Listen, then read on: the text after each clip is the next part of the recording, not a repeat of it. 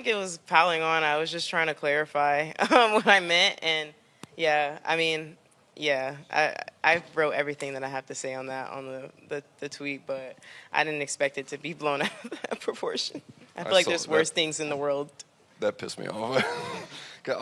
I already replied. I was here and I know exactly what she meant, and she said nothing wrong, but people always just want to assume the absolute worst out of everything, which is just like... Coco Gauff said something about American tennis fans that instantly lit up the internet, and the reaction was as fast as it was ferocious. The backlash hit immediately, harsh and completely predictable in the modern social media cycle, where context rarely survives the headline. Her words were twisted, her intent questioned, and suddenly she was being labeled ungrateful and dismissive by people racing to be outraged. But inside the tennis world, someone wasn't letting that narrative slide. Taylor Fritz stepped straight into the fire, publicly defending his teammate, and he did not hold back. What followed was a full-blown debate about loyalty, fandom, and how quickly public perception can spiral out of control. So what really happened here, and why was Fritz so fired up about it? More importantly, did Coco Gauff actually deserve the backlash she took? Or was this another case of the internet wildly overreacting under pressure? That's the real question hanging over this entire moment.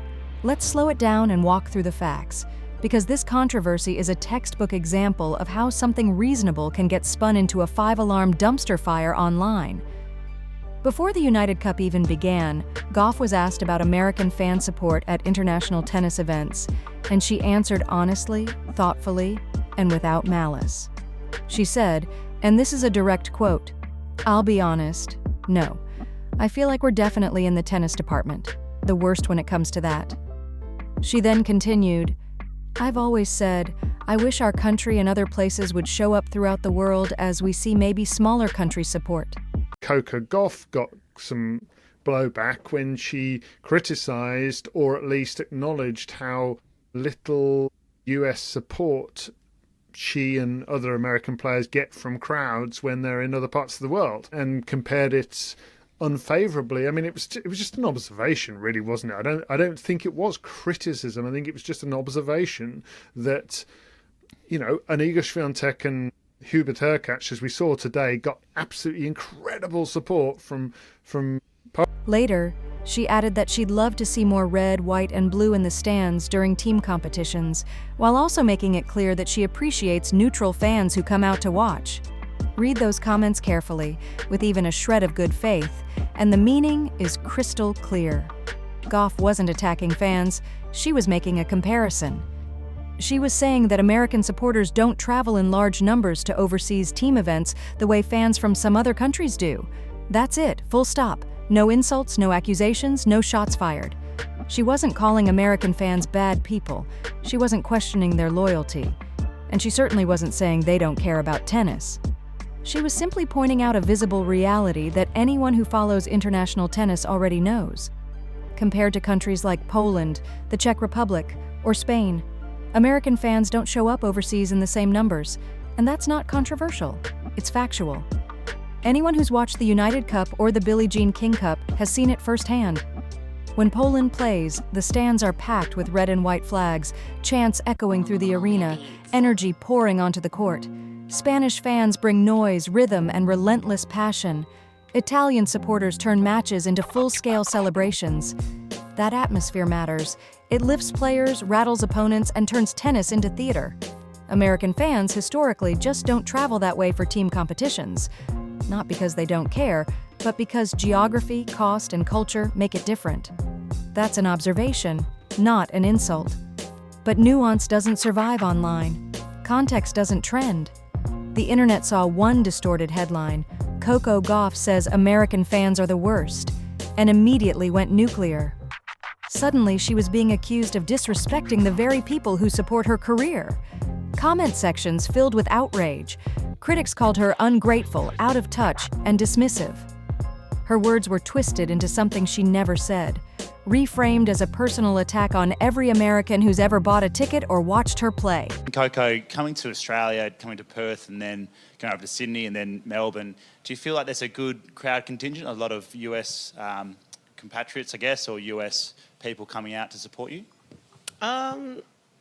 I'll be honest, no. I feel like we're definitely in the tennis department the worst when it comes to that. So I've always said I wish our country and other places would show up throughout the world as we see like maybe smaller countries support. But I also think it's just because of our country is good in so many sports, so like it's just hard. But yeah, I definitely think there are Americans that come out more in Melbourne than necessarily here, but I would like to see some more Americans if we make it to Sydney than there were last year. It was absurd and completely avoidable. Gauff even clarified her point later, saying, "Not accessible for everyone. It was more of a comment for those who were already attending and how I wish they were as passionate as those from other countries. More specifically, team events." That clarification couldn't have been clearer. She openly acknowledged that international travel is expensive and unrealistic for many fans. She wasn't demanding people hop on planes. She was talking specifically about the fans already in the building, wishing for a little more visible energy and national pride during team competitions. That's not offensive. That's not controversial. That's an elite athlete expressing a desire for stronger support in the most respectful way possible. But by then, the damage was already done. The controversy had momentum. The outrage machine was fully operational, and Gauff was forced to deal with the fallout while actively competing in a major international tournament. That's the part that gets lost in all of this. She wasn't sitting at home scrolling through comments. She was on court, representing her country, under pressure, trying to win matches. Instead of focusing solely on tennis, she had a manufactured storm swirling around her, fueled by deliberate misinterpretation and viral outrage. And that's exactly why Taylor Fritz stepped in so aggressively. From his perspective, and from many inside the sport, this wasn't criticism. It was unfair noise. It was another example of how quickly athletes can be dragged for saying something honest, reasonable, and grounded in reality. This wasn't about disrespect. It wasn't about entitlement. It was about expectations, culture, and the visible difference between fan bases at global events. In the end, the controversy says far more about the internet than it does about Coco Gauff. A thoughtful comment turned into a scandal, context erased, intent ignored, and an athlete left dealing with backlash she never earned. If there's less US support, do you feel like you're almost, despite being a top-seeded team, almost underdogs when you come to playing? No, because we're the #1 seed, so there's no underdog in that standpoint. But yeah, we played Poland last year, and the stadium was still pretty rowdy. I think maybe necessarily if they're not Americans, I do think we get a lot of support from people who are just fans of us that may not be from U.S. But yeah, I would like to see a little bit more red, white, and blue in the stands when in these team competitions. All while competing on one of the biggest stages in tennis. Then came the match, and everything unraveled fast. Coco Gauff ran straight into a buzzsaw against Jessica Buzas Monero, and the result was brutal on the scoreboard and even harsher under the spotlight.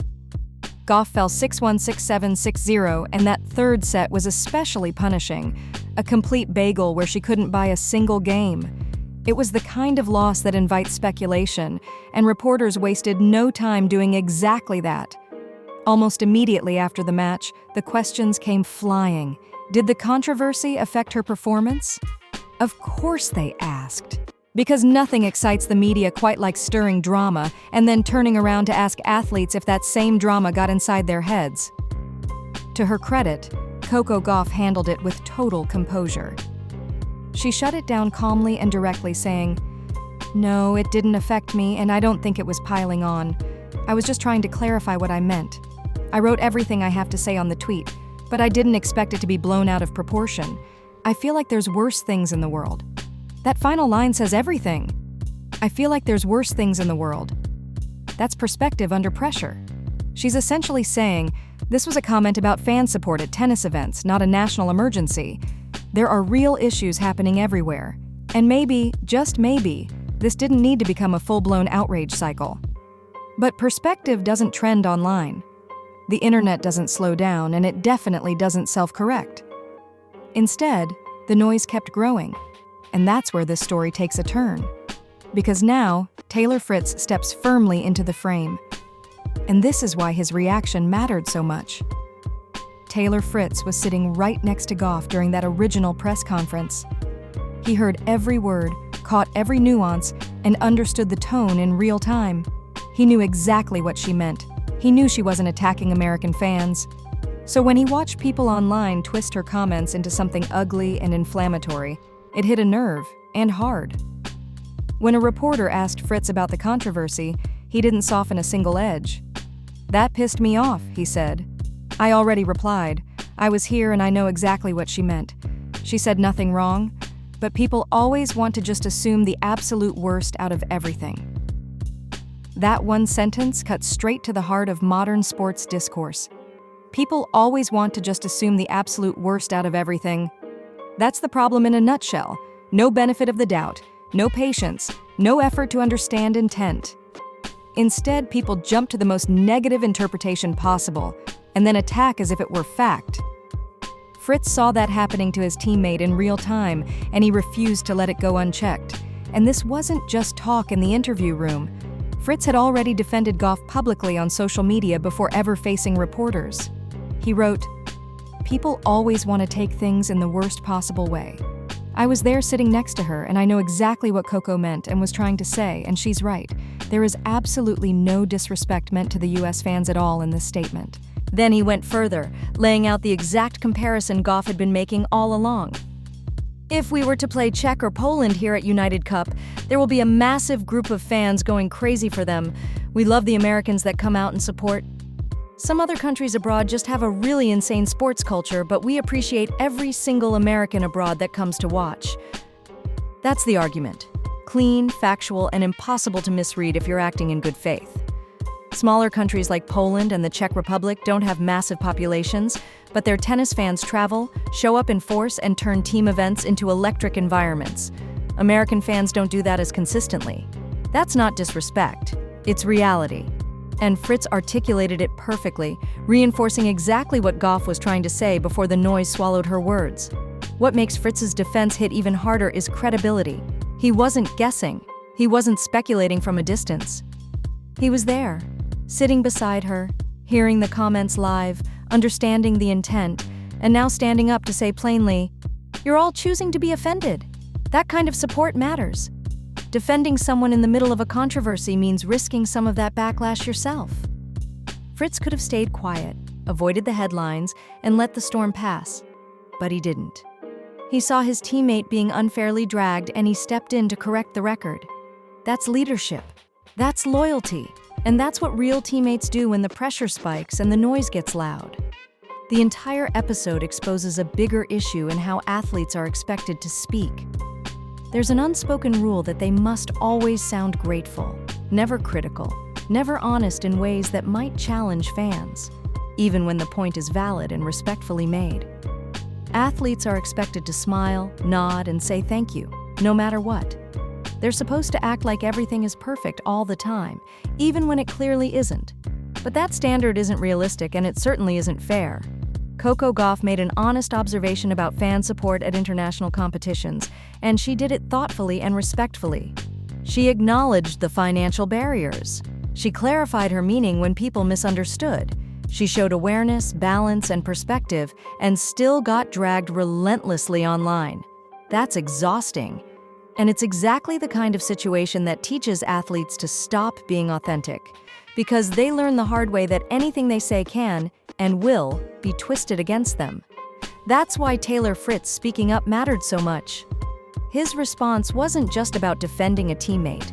It was about pushing back against a culture that forces athletes to walk on eggshells. Players should be allowed to talk honestly about their sport without everyone immediately assuming bad intent and launching attacks. They should be able to say what they wish was different without being labeled ungrateful or disrespectful. Fritz calling this out sends a message. Athletes don't owe the public silence or scripted gratitude. They're allowed to have opinions, observations, and hopes for improvement. And here's the real irony of the entire controversy. Gauff's comments came from a place of wanting more support, not less. She wants American fans to show up. She wants that electric atmosphere at international events. She wants to look up into the stands and see red, white, and blue waving back at her. She wants to feel home crowd energy even when she's competing overseas. That's not criticism. That's aspiration. That's pride. That's hope. But instead of saying, "You know what, she's right," We could show up stronger for our players. People chose to get offended. They made it about themselves. They turned it into a debate over whether Gauff was being ungrateful instead of engaging with the actual point she was making.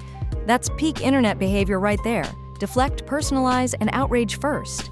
Then things spiraled even further when Gauff went out and had a rough singles match. Suddenly, people were rushing to connect the controversy to her performance, asking whether it affected her mentally. Maybe it did.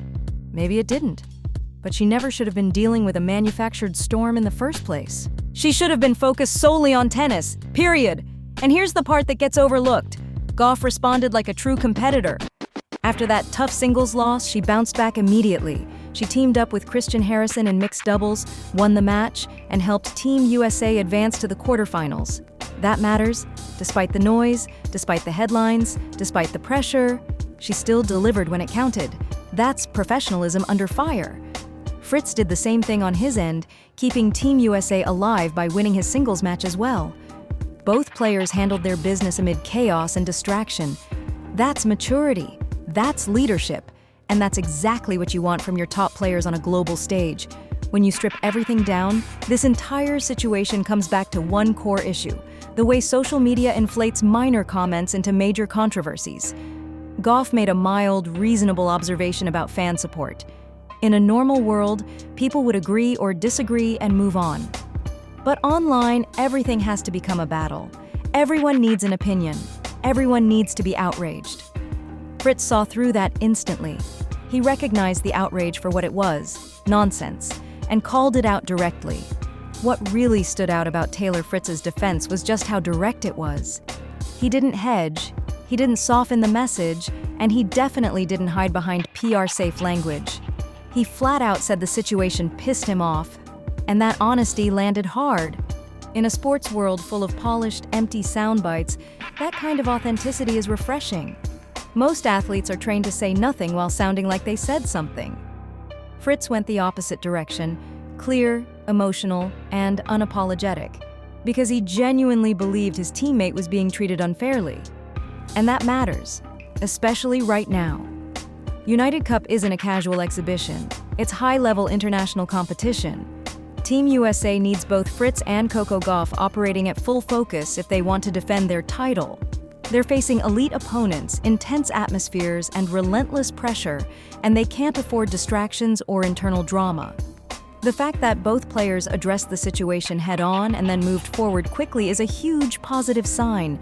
No lingering tension, no fractured chemistry, just professionalism and competitive clarity.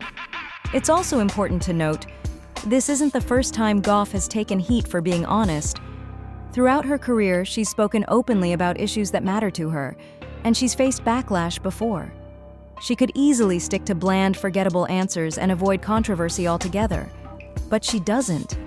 She chooses authenticity, even when it comes with consequences. And that takes confidence. Fritz defending her so forcefully shows exactly how much respect she has inside the locker room. Her teammates know she wasn't insulting anyone. They know she was simply sharing an honest observation from life on tour. And when people tried to twist her words into something ugly, they weren't going to let that slide. Fritz saw his teammate being unfairly targeted and stepped in immediately. That's leadership. That's loyalty. That's what real teammates do when the noise gets loud. In the end, this was never a real controversy. It was a simple comment blown completely out of proportion. Coco Gauff made an observation. The internet overreacted. And Taylor Fritz made it very clear he wasn't buying into the outrage for a second. If you appreciate athletes standing up for each other and keeping it real under pressure, you know what to do. Hit that like button and subscribe for more no-filter tennis talk.